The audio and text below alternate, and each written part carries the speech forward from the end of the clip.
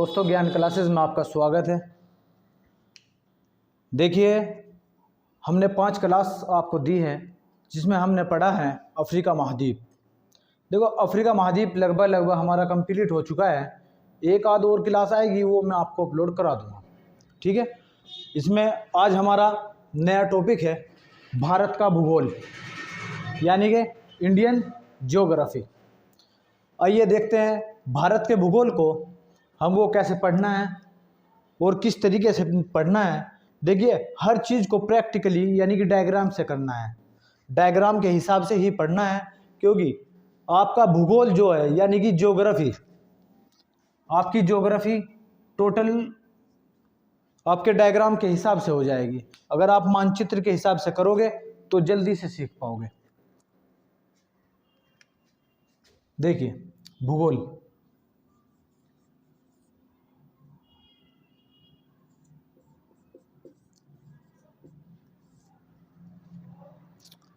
भूगोल क्या है? भूगोल यानी कि भू,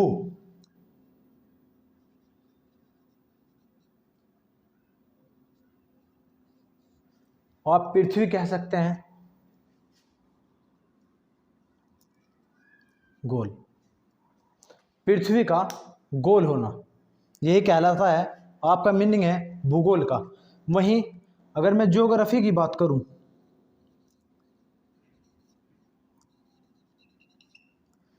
ज्योग्राफी का जो आपका जियो है,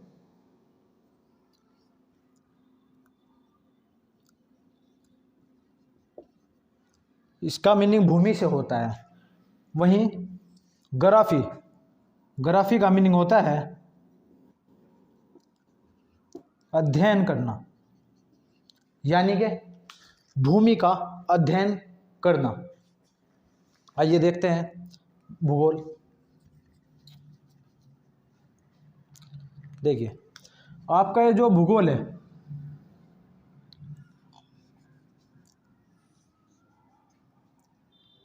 भूगोल को हम 2 भागों में डिवाइड करते हैं। नंबर 1 पर है आपका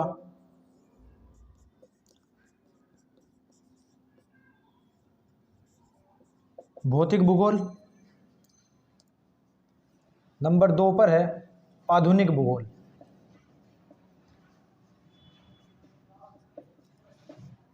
आधुनिक भूगोल या आप इसको राजनीतिक भी कह सकते हैं, राजनीतिक भूगोल। देखिए, आपके जो भौतिक भूगोल में है, हम पहाड़,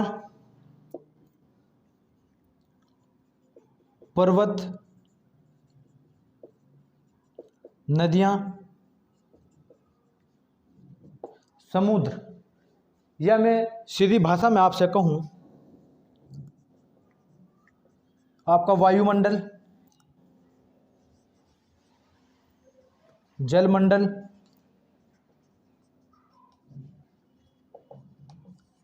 स्थलमंडल।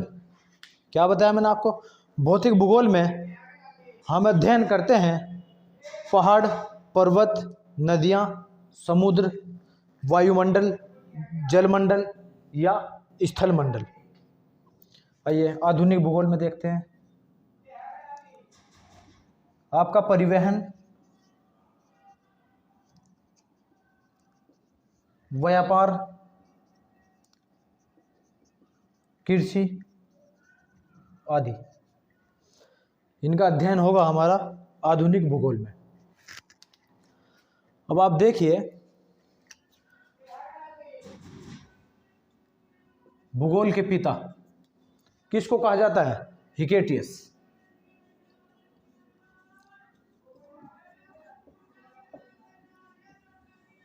भूगोल के पिता या फिर जनक हिकेटियस को कहा जाता है। वहीं ज्योग्राफी शब्द का जो यूज सबसे पहले किया,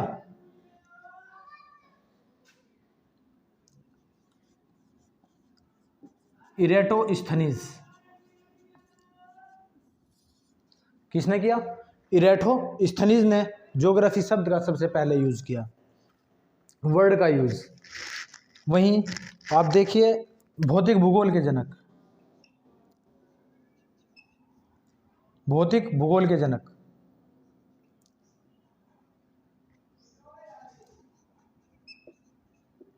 पॉलिडेनियम। वहीं आधुनिक भूगोल के जनक देखिए आप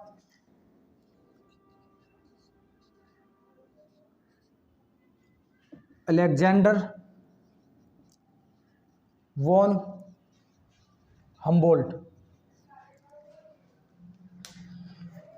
देखिए मैंने आपको बताया भूगोल के बारे में। भूगोल, भू यानी कि पृथ्वी, गोल, भूगोल का मतलब ही होता है कि पृथ्वी गोल है और उसका अध्ययन हम भूगोल में करते हैं। वहीं ज्योग्राफी, जियो का मतलब होता है पृथ्वी, ग्राफी का मतलब होता है अध्ययन करना, पृथ्वी का अध्ययन करना। भूगोल को हम दो भागों में डिवाइड करते हैं, भौतिक भूगोल, आधुनिक भूगोल। भौतिक भूगोल में आपके पहाड़, पर्वत, नदियाँ, समुद्र, या सीधी भाषा में मैं आपसे कहूँ कि आपका पूरा वायुमंडल, जलमंडल, स्थलमंडल आएगा। वहीं आधुनिक भूगोल में हम अध्ययन करेंगे परिवहन, व्यापार, कृषि आदि मुद्दों का। देखिए भौतिक भूगोल के जनक हैं पॉलिडेनियम, वहीं आधुनिक भूगोल के जनक हैं अलेक्जेंडर वॉन हम्बोल्ट, और भूगोल के पिता हिकेटियस को कहा जाता है। ज्योग्राफी शब्द का यूज जिस व्यक्ति ने सबसे पहले किया उनका नाम है इरेटोस्थनीज। आइए आगे देखते हैं हम भारत के बारे में।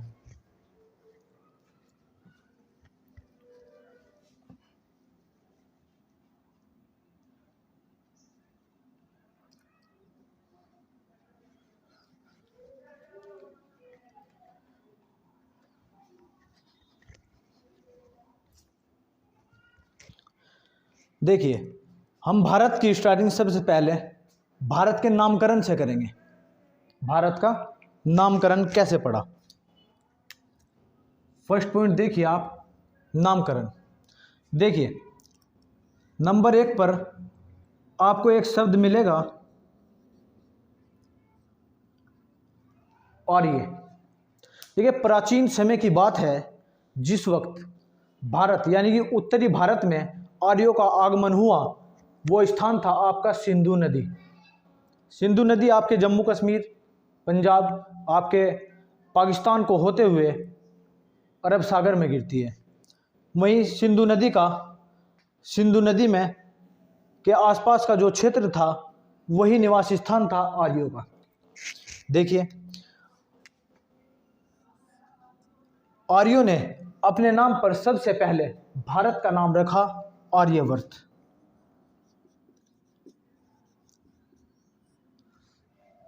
क्या रखा? आर्यवर्त। और इनके एक राजा हुए हैं भरत। आर्यों के एक राजा हुए भरत। उन्होंने आर्यवर्त के स्थान पर अपना नाम बदलकर, आर्यवर्त का नाम बदलकर भरत के नाम पर नाम रखा भारत। निवास स्थान था इनका, निवास स्थान सिंधु नदी। बात समझ में आई? देखिए हम पढ़ रहे आर्य के बारे में कि भारत का नामकरण कैसे हुआ। आर्य जिस वक्त भारत में आए, ठीक है, उस समय की स्थिति मैं आपको बता रहा हूं। उन्होंने अपने ही नाम पर भारत का नाम रखा आर्यवर्त। वहीं आर्यों के एक शक्तिशाली राजा हुए हैं भरत, जिन्होंने अपने ही नाम पर भारत का नाम भारत रखा, और आर्यों का निवास स्थान सिंधु नदी था। सेकंड नंबर पर आप क्या आए?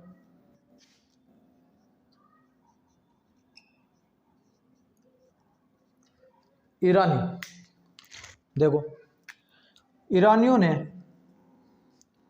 सिंधु नदी को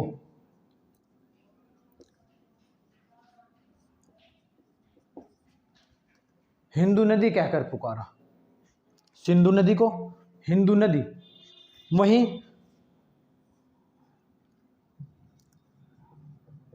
भारत को इन्होंने नाम दिया हिंदुस्तान। तीसरे नंबर पर आए यूनानी। इन्होंने सिंधु नदी को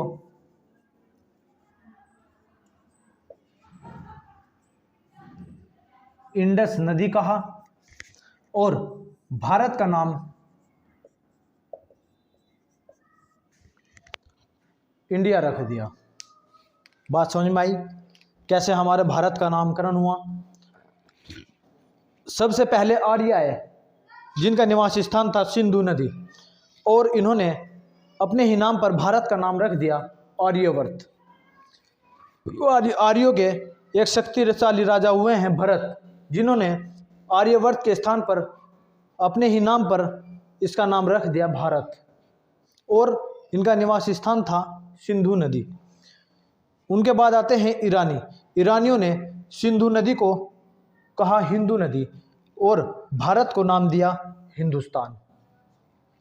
उसके बाद आते हैं यूनानी। यूनानियों ने सिंधु नदी को इंडस नदी कहा और भारत को नाम दे दिया इंडिया। इसीलिए आज हम जानते हैं भारत के नाम को भारत, हिंदुस्तान, इंडिया, आर्यवर्त के नाम से। देखिए नामकरण उम्मीद आपको समझ आया होगा। अब हम देखते हैं अक्षांश और देशांत दृष्टि।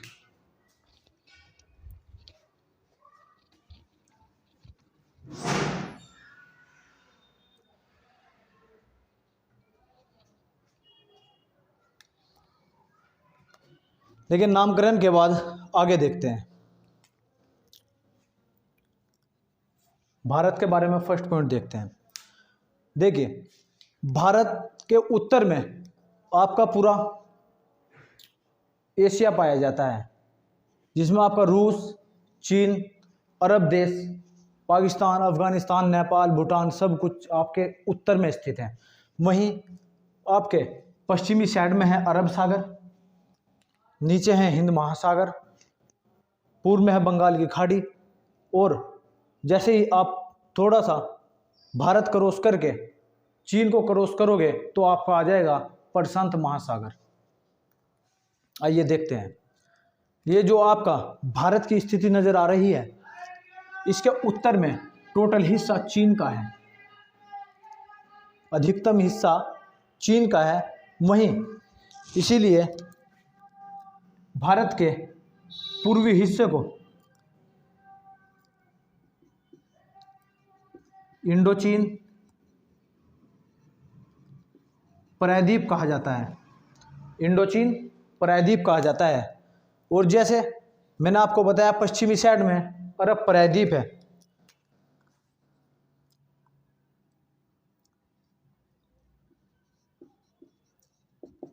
अरब प्रायद्वीप। यहां पर क्वेश्चन बनता है कि भारत के पूर्व में कौन सा प्रायद्वीप स्थित है? इंडोचीन प्रायद्वीप। वहीं पश्चिमी साइड में कौन सा प्रायद्वीप स्थित है? अरब प्रायद्वीप। नेक्स्ट पॉइंट देखिए भारत की स्थिति आपको दिख रही है कि इसके 4 कोने निकले हुए हैं, पूरब, पश्चिम, उत्तर, दक्षिण। चारों तरफ आपको कोने नजर आ रहे हैं, इसीलिए इसकी आकृति को कहते हैं चतुष्कोणीय। चतुष्कोणीय आकृति, चतुष्कोणीय आकृति। आगे देखते हैं।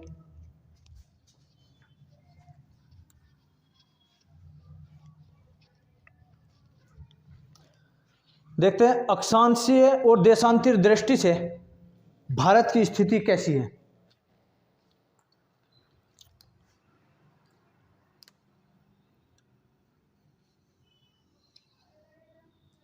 देखिए ये हमारी पृथ्वी है, और मैंने अफ्रीका महाद्वीप पढ़ाते हुए मैंने आपको बताया था कि हमारी पृथ्वी को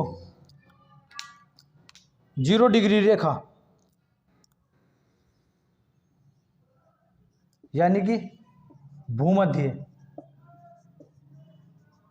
रेखा या विषुवत रेखा दो भागों में बांटती है। ऊपर का कहलाया उत्तरी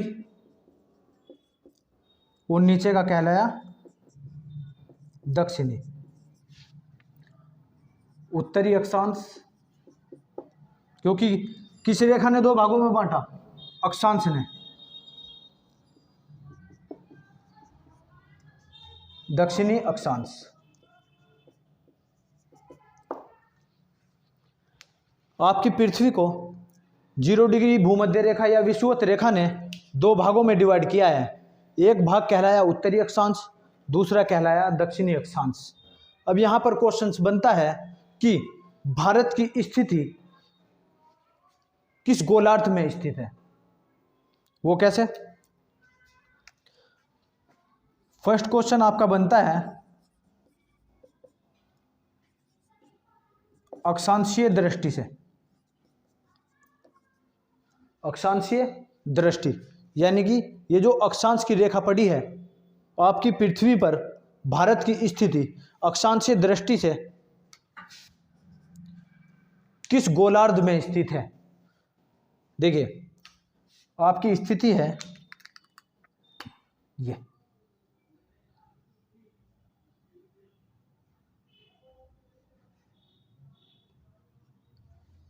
ये आपकी स्थिति है। मैंने इस दक्षिणी कोने से और 0 डिग्री में गैप किया है। कितना? आप जानते हैं कि भारत की स्थिति स्टार्ट होती है 8 डिग्री 4 मिनट से, और कितनी होती है उत्तरी साइड? 37 degree 6 minute. कितनी बताया मैंने? 8 डिग्री 4 मिनट से 37 डिग्री 6 मिनट, और यहीं से होकर गुजरती है आपकी 0 डिग्री यानी कि भूमध्य रेखा, जो ये रही।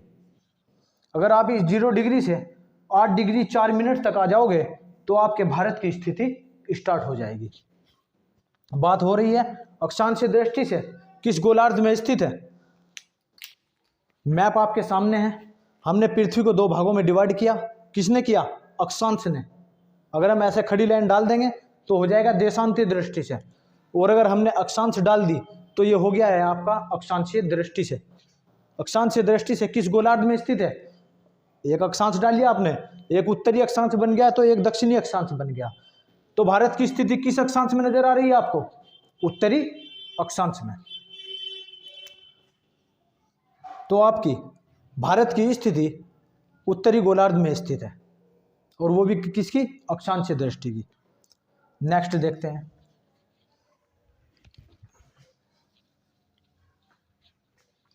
नेक्स्ट है इसका देशांतरी दृष्टि।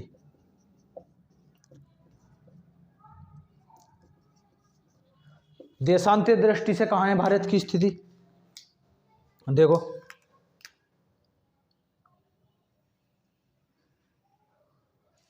ये डाली हमने देशांतर, और इसको कह दिया 0 डिग्री। इसको कहा है हमने 0 डिग्री, और कहाँ से लिया गया है? मानक समय रेखा इसका लंदन में ग्रीनविच समय के जहाँ से स्टार्ट होता है वहीं से इसको 0 डिग्री माना गया है। जैसे ही आपने किसी पृथ्वी पर, चलो अक्षांश खत्म कर देते हैं,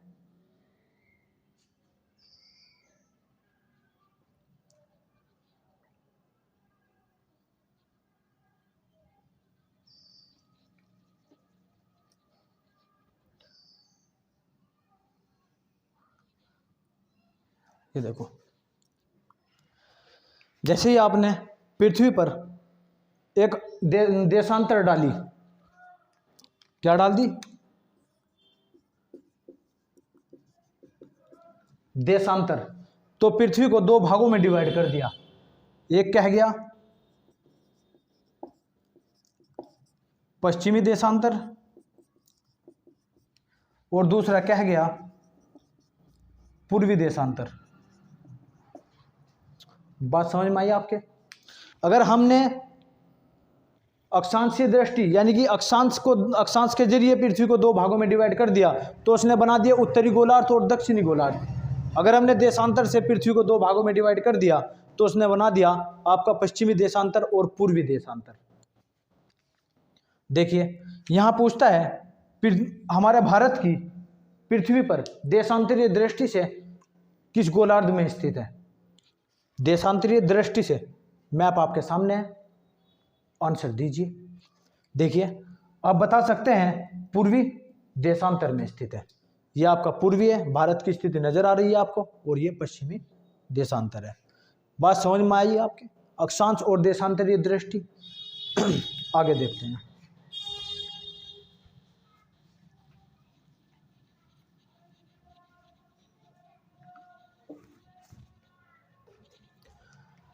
देखिए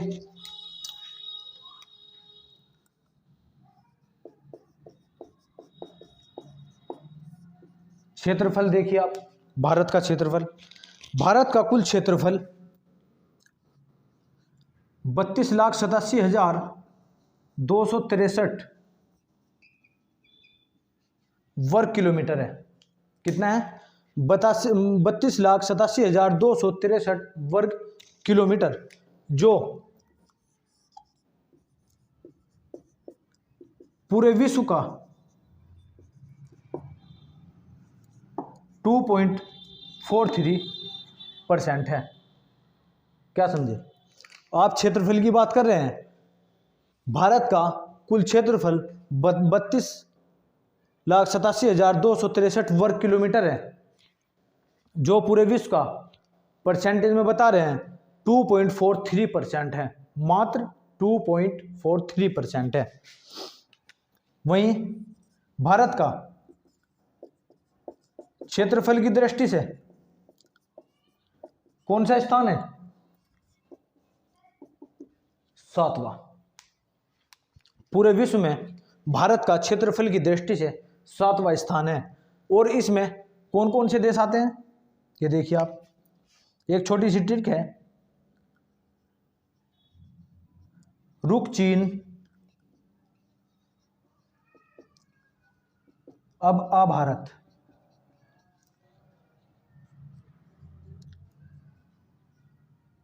ये एक छोटी सी ट्रिक है। 7वें नंबर पर हमारा भारत आ जाएगा। भारत से पहले क्षेत्रफल की दृष्टि से जो प्रथम स्थान रखते हैं ये वो देश हैं। कितने हैं? 1 2 3 4 5 6 7वें स्थान पर मैंने आपको बताया भारत। ये कौन कौन से देश हैं? रूस, कनाडा, चीन, अमेरिका, ब्राजील, ऑस्ट्रेलिया और आपका भारत। बात समझ में आई? भारत का क्षेत्रफल 32,87,263 वर्ग किलोमीटर है, जो पूरे विश्व का मात्र 2.43% है। कितना? 2.43% है, जो पूरे विश्व में क्षेत्रफल की दृष्टि से 7वां स्थान रखता है, जिसमें भारत से पहले आने वाले 6 देश, जो एक छोटी सी ट्रिक है, रुक चीन, अब आ भारत। रूस, कनाडा, चीन, अमेरिका, ब्राजील, ऑस्ट्रेलिया, भारत। अब देखते हैं विस्तार।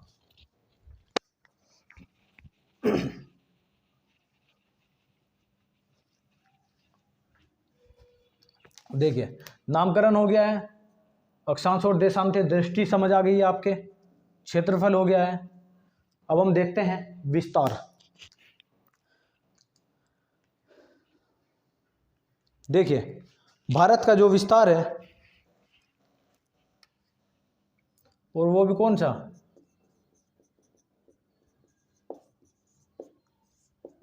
भौगोलिक विस्तार की बात कर रहे हैं।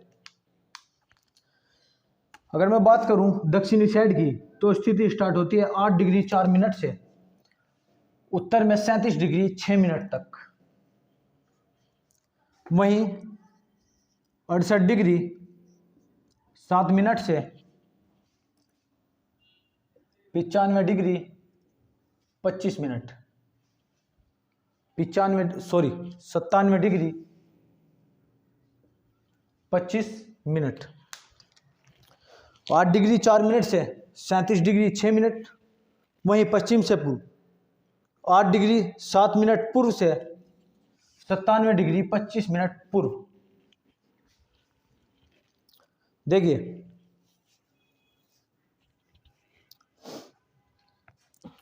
नेक्स्ट पॉइंट देखते हैं, आपकी भारतीय मानक समय रेखा।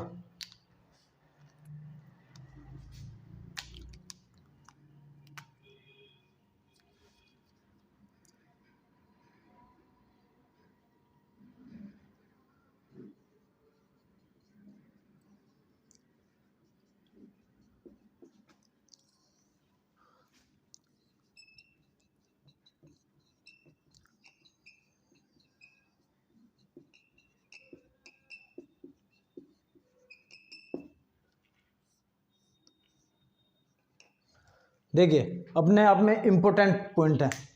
देखिए भारतीय मानक समय रेखा, जहाँ से भारत का समय निर्धारित करते हैं, ये इसका दूसरा नाम है 82.5 डिग्री पूर्वी देशांतर।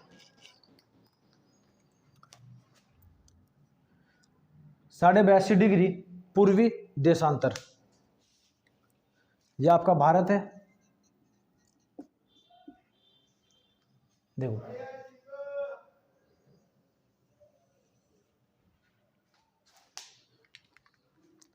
यह आपकी 82.5 डिग्री पूर्वी देशांतर कितने 5 राज्यों से होकर गुजरती है।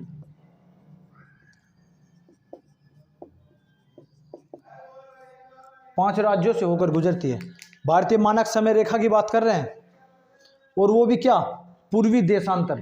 अगर मैंने देशांतर की बात की है तो जाहिर है पृथ्वी पर खड़ी लाइन में डाल दूंगा, जो मैंने अभी आपको ये बताई थी। इसी ने निर्धारित किया पूर्वी और पश्चिमी, पूर्वी और पश्चिमी।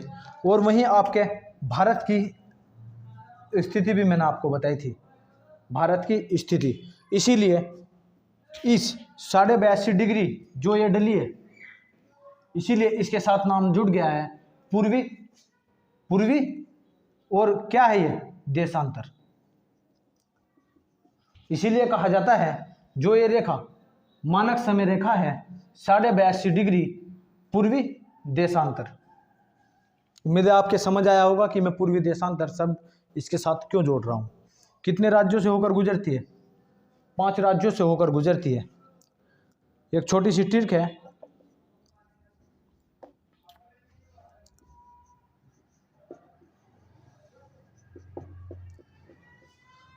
छौ आ, जिसमें Uttar Pradesh, Madhya Pradesh, Chhattisgarh, Orissa,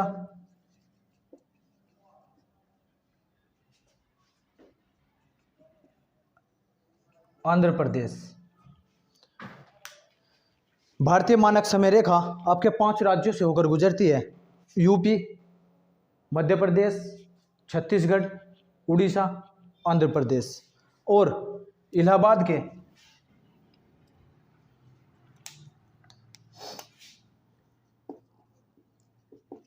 most important point है, इलाहाबाद के नैनी से होकर गुजरती है। इलाहाबाद के नैनी से होकर गुजरती है।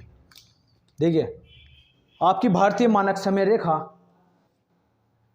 जिसका दूसरा नाम है 82.5 डिग्री पूर्वी देशांतर, जो मैंने आपको अच्छे से डायग्राम से समझाया है, उम्मीद है आपकी समझ आ गया होगा। भारत के 5 राज्यों से होकर गुजरती है, उत्तर प्रदेश, मध्य प्रदेश, छत्तीसगढ़, उड़ीसा, आंध्र प्रदेश। यह रेखा इलाहाबाद के नैनी के पॉइंट से होकर गुजरती है, जो एग्जाम में क्वेश्चन पूछे भी गया है।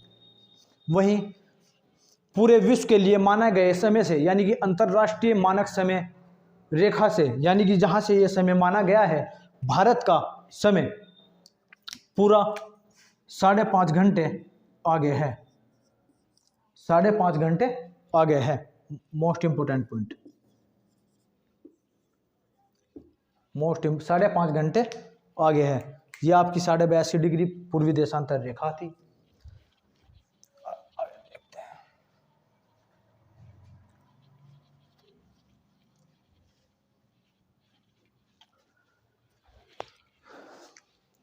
नेक्स्ट, आपका देखते हैं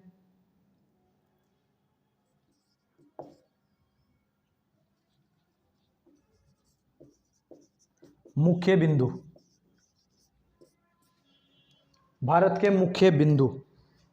देखिए, अगर मैं बात करूं भारत के दक्षिण की, भारत के दक्षिण में भारत का जो दक्षिणतम बिंदु है, दक्षिणी बिंदु, तो वो कहलाएगा कन्याकुमारी। कन्याकुमारी बात हो रही है दक्षिणी की, दक्षिणी बिंदु। देखो ध्यान देना शब्द में, दक्षिणी बिंदु। और अगर वहीं दूसरे पॉइंट की मैं बात करूं, दक्षिणतम बिंदु।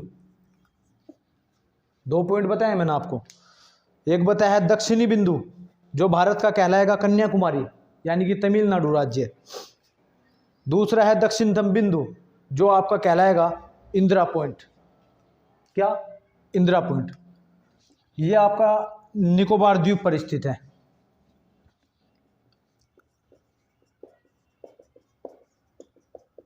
निकोबार द्वीप,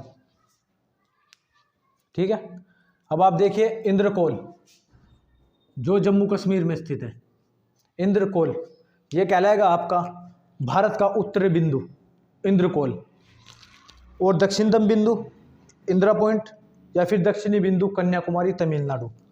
भारत का पश्चिमी बिंदु गोरमाथा या सरक्रिक।